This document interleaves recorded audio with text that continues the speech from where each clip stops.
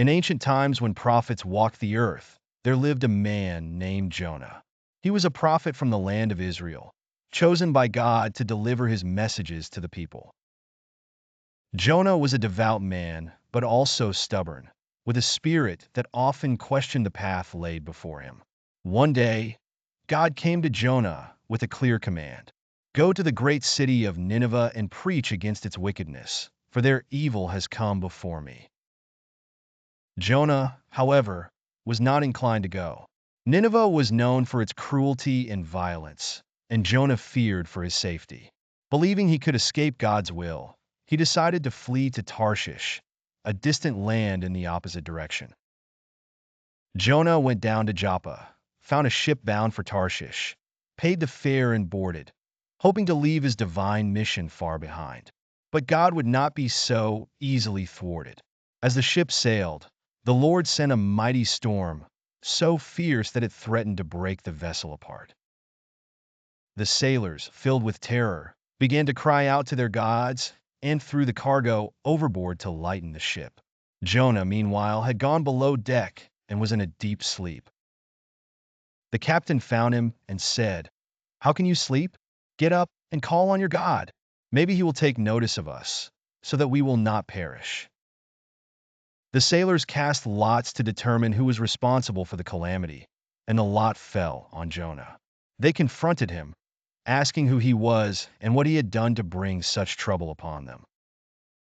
Jonah confessed that he was a Hebrew and worshipped the Lord, the God of heaven, who made the sea and the land. He admitted that he was running away from God's command. Terrified, the sailors asked him, "What should we do to make the sea calm down for us?" Jonah replied, "Pick me up and throw me into the sea, and it will become calm. I know that it is my fault that this great storm has come upon you." The sailors did not want to harm him and tried to row back to land, but the sea grew even wilder. Finally, they called out to the Lord, "Do not hold us accountable for killing an innocent man." And with great reluctance, they threw Jonah into the raging waters. Instantly, the sea calmed, and the sailors were awestruck by the power of Jonah's God. They offered a sacrifice to the Lord and made vows to him. Meanwhile, the Lord provided a great fish to swallow Jonah, and he was in the belly of the fish for 3 days and 3 nights. In the depths of the sea, Jonah prayed to the Lord his God. He acknowledged his disobedience, expressed his despair, and promised to obey God's will. After 3 days, God commanded the fish, and it vomited Jonah onto dry land. The word of the Lord came to Jonah a second time. "Go to the great city of Nineveh and proclaim to it the message I give you." This time, Jonah obeyed.